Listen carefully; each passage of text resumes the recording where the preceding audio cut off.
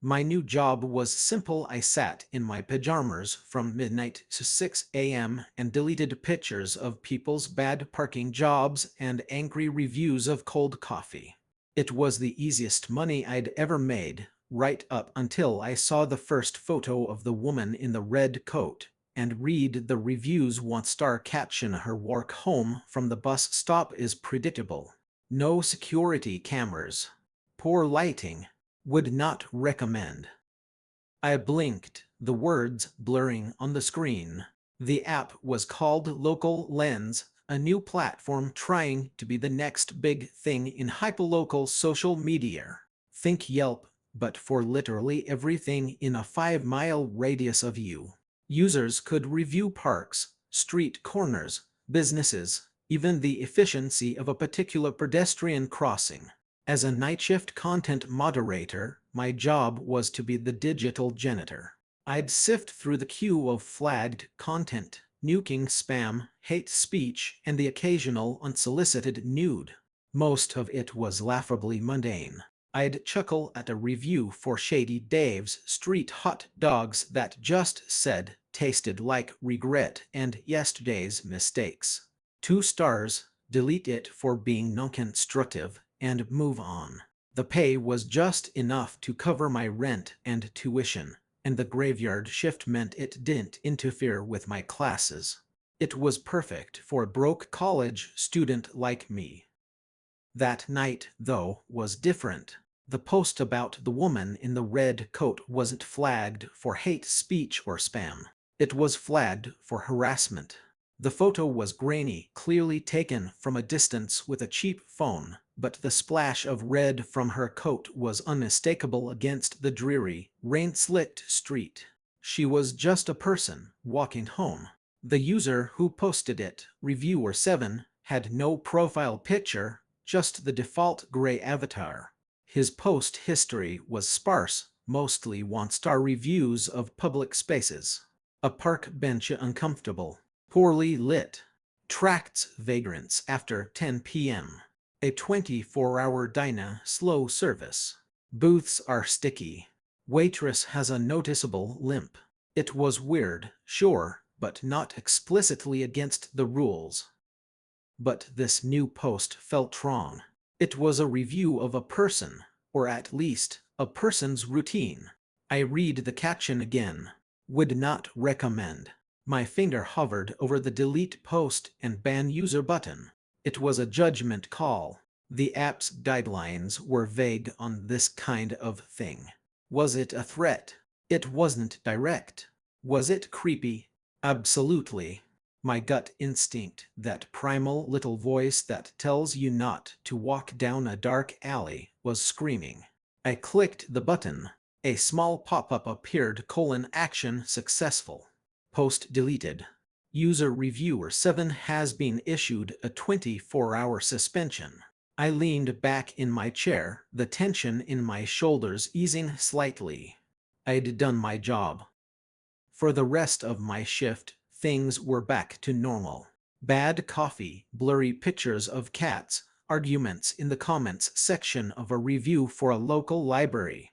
By the time I logged off at 6 a.m., the memory of the red coat had faded, pushed aside by the rising sun and the promise of sleep. I made myself some instant noodles, watched the city wake up from my small apartment window, and crashed into bed. The next night, I logged in, and the first thing I saw in my queue was a new post from Reviewer 7. My stomach dropped. His 24-hour suspension should have just been ending. The post was another photo, this time of a young man with headphones waiting at a bus stop. The focus was soft, but I could see the logo of my own university on his sweatshirt. The review was for the bus stop itself. It read 3 stars. Reliable service.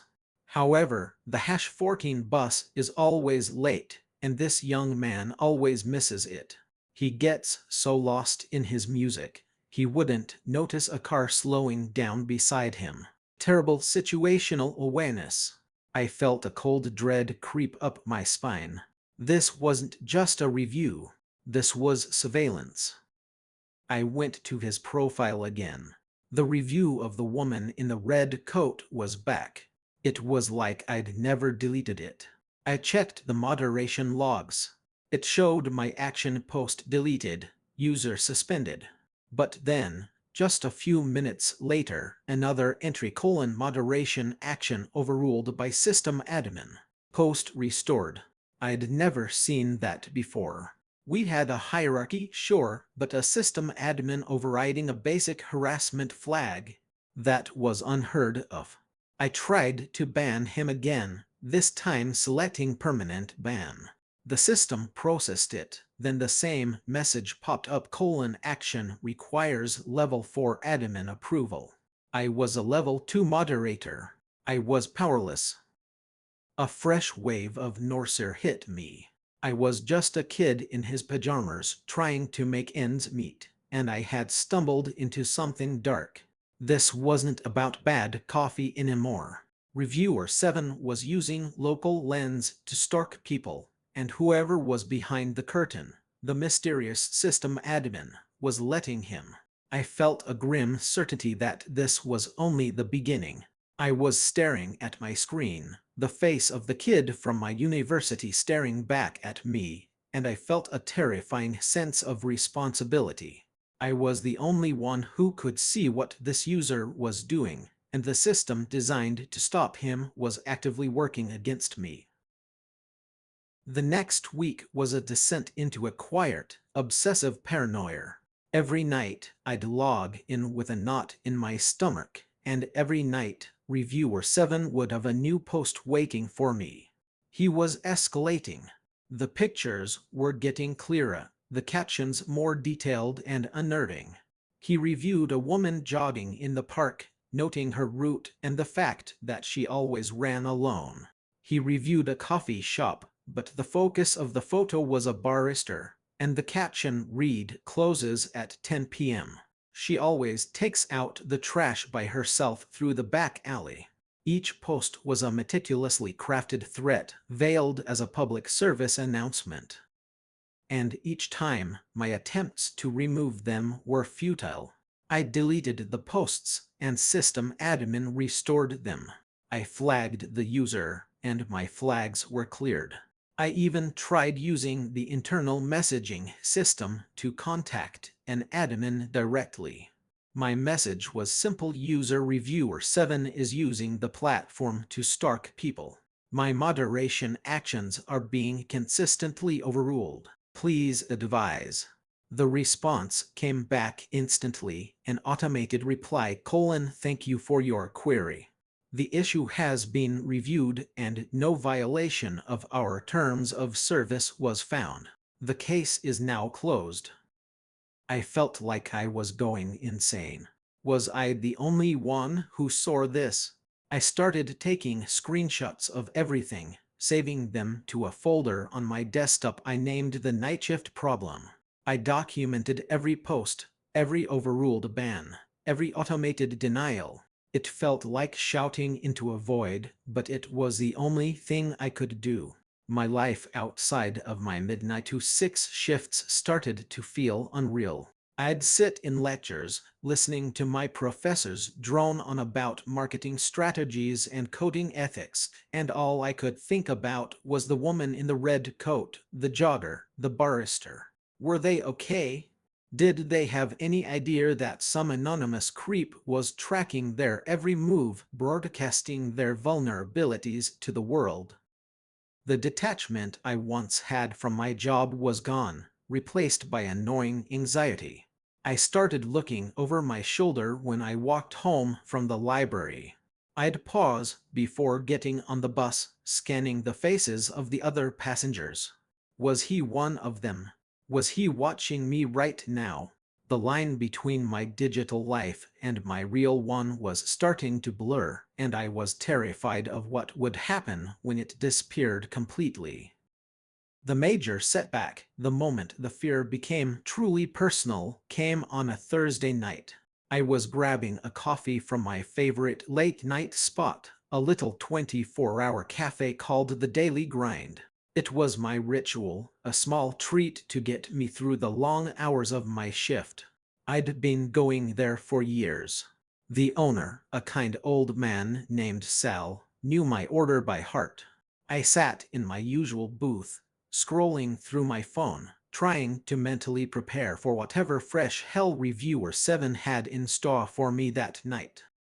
When I logged in an hour later, my blood ran cold. There, at the top of my queue, was a new review.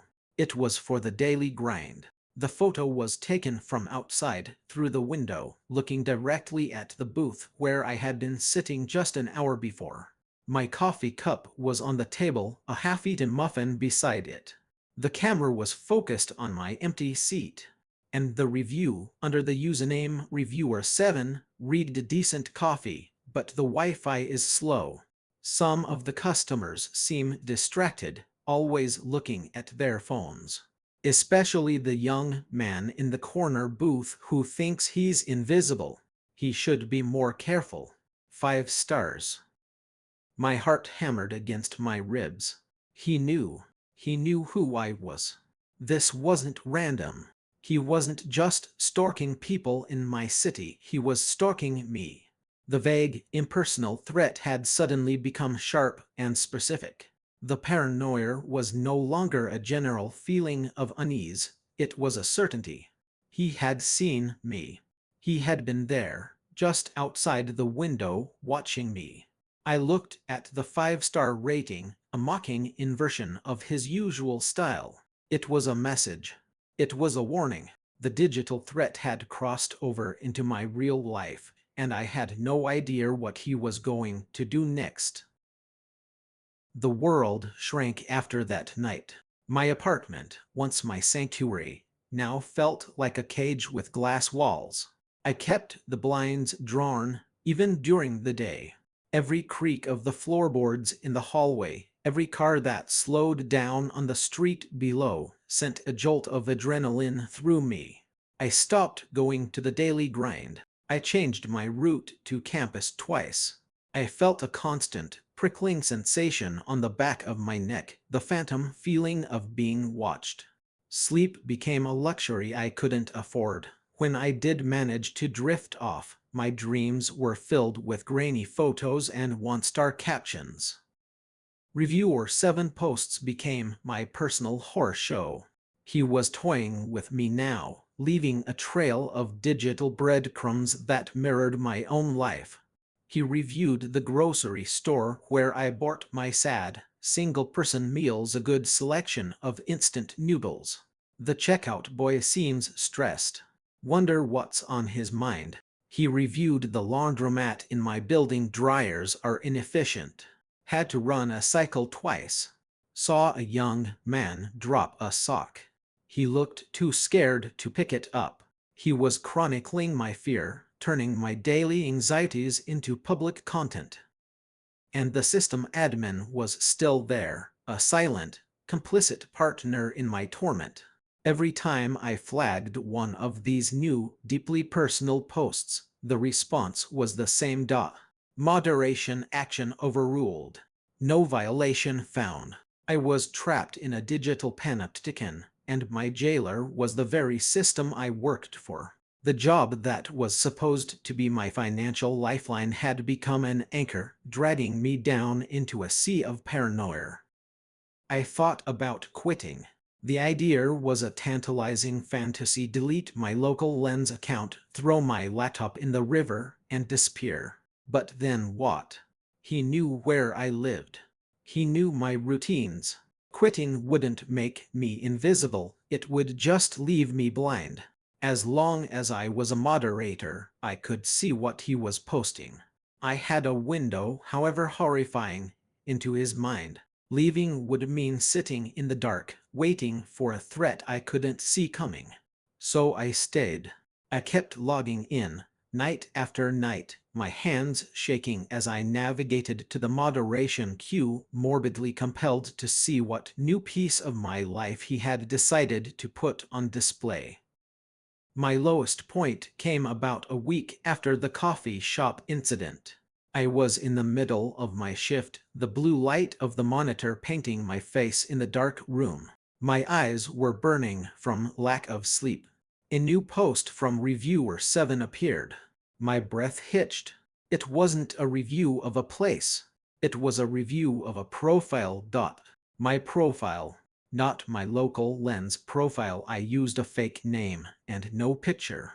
He had found my personal social media account. The post on Local Lens was a screenshot of my profile picture, a smiling photo of me and my sister from last summer. The caption beneath it was the most chilling thing I had ever read. It wasn't addressed to the public. It was addressed to me. Liam, 21, tech-savvy but cash-strapped, works the night shift to pay for school. He thinks he can stop me. He thinks he's a hero. But he's just another predictable routine. He feels safe in his little third-floor apartment. He shouldn't. My blood turned to ice. He knew my name. He knew my floor. The vague terror had coalesced into a single, sharp point of absolute certainty. He was close. He wasn't just watching me from afar anymore. He was here. I scrambled to the window, my heart pounding in my ears. I peered through a crack in the blinds down at the street below. There was a man standing across the street, bathed in the orange glow of a streetlight. He was just a silhouette, but I could see he was holding up a phone, pointing it directly at my building, at my window. As I watched, a tiny flash of light came from the phone, the flash of a camera. A moment later, my work computer pinged with a notification. A new post was in the moderation queue. I already knew what it would be. With a sense of grim finality, I turned back to the screen. And there it was. A new review from Reviewer 7. The picture was a grainy, zoomed-in shot of my own apartment building, my window a dark square in the brick facade. The review was for the building itself. And the caption read, "Poor security on the main entrance. The lock on the back door is flimsy. The fire escape leads directly to the third-floor window on the left. The current tenant seems to be awake. 1 star. Would not recommend." For a long moment, I couldn't move. I was paralyzed, caught between the glowing screen and the dark window. The silence of my apartment was deafening, amplifying the frantic thumping of my own heart. He was outside.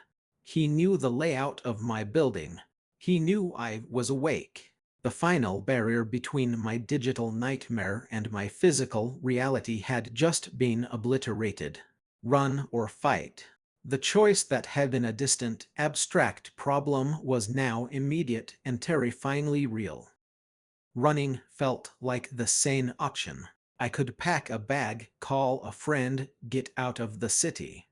But the image of his relentless, methodical pursuit played in my mind. He hadn't just found me, he had enjoyed the hunt. He had savored my fear. If I ran, would he just follow?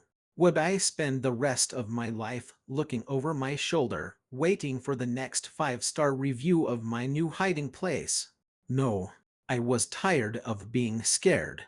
I was tired of being the victim in his twisted little game. He was using the app against me, so I would use it against him. I was still a moderator. I still had access. My fingers flew across the keyboard, a desperate plan forming in my mind. The app, Local Lens, had a feature I'd never used, something buried in the moderator tools.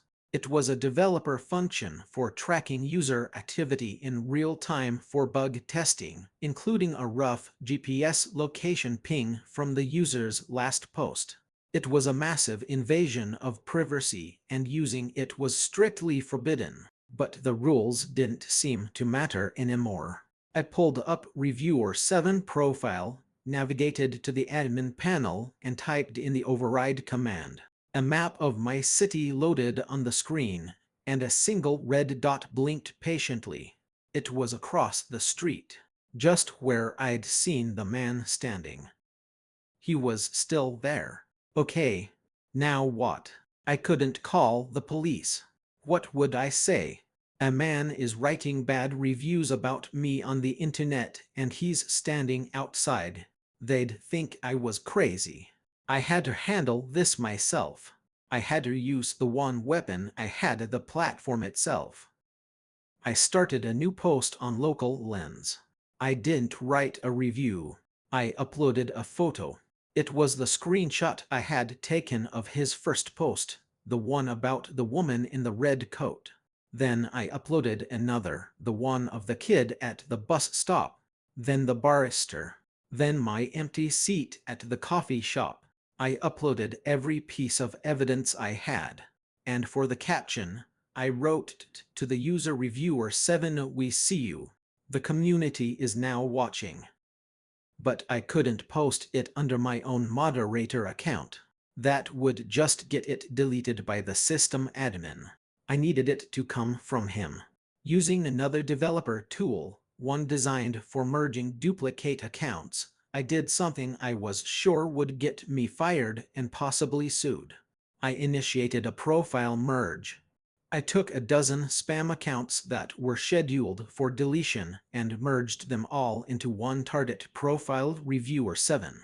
The app's system was designed to amplify the posts of users with high engagement. By merging the accounts, I was effectively dumping rocket fuel on his profile. His post count, his follower count, his engagement score, it all skyrocketed in a matter of seconds. The moment the merge completed, his profile was algorithmically pushed to the front page of every Local Lens user in the city. And I wasn't done. I took my post, the one with all the screenshots, and used an admin tool to pin it to the top of his profile, making it look like he had posted it himself. A confession, a warning to his own victims. I hit enter and watched the map. For a full minute, the red dot didn't move. I could imagine him standing there, his phone buzzing with notifications, seeing his own creepy history broadcast for the entire city to see, framed as a cry for help or a bizarre admission of guilt. Then the red dot started to move. It moved slowly at first, then faster, heading away from my building, down the street, and around the corner. He was running. I stayed logged in for the rest of my shift, my eyes glued to the screen. The post went viral on a local level. People were confused, angry, scared. Comments flooded in. Is this a joke? Who is this guy? I think that's my sister in the first picture. The digital community I had been silently protecting was now awake, and they were shining a spotlight so bright that the shadows had nowhere left to hide. The mysterious system admin was silent. For the first time, one of my actions wasn't overruled. Maybe there was no conspiracy, no sinister figure behind the curtain, just a flawed algorithm that couldn't distinguish between creepy and criminal until it was slapped in the face with it. Or maybe my stunt had just scared them into silence. I didn't know. By sunrise, Reviewer 7 account was gone. Not suspended, but completely deleted. I checked the map one last time. There was no red dot. He was gone. I don't know if the public exposure scared him off for good, or if he'll just pop up again with a new username on a different app. The company fired me, of course. I got a terse email citing gross misuse of moderator privileges. I didn't care. I found a new job waiting tables. The pay is worse, but at least I can sleep at night. Sometimes, though, when I'm walking home after a late shift, I'll see someone on their phone and my heart will skip a beat. I still feel that phantom prickle on the back of my neck. I won a battle, but I'm not sure I won the war. The digital world is full of ghosts, and I know I met one of them. The question that still haunts me, the one I can't shake, is how many more are out there, watching us from the other side of the screen, leaving their one-star reviews on our lives, just waiting to be noticed. Thanks for tuning in. If you enjoyed this story, make sure to subscribe and give this video a like. We appreciate everyone and can't wait to bring more stories your way.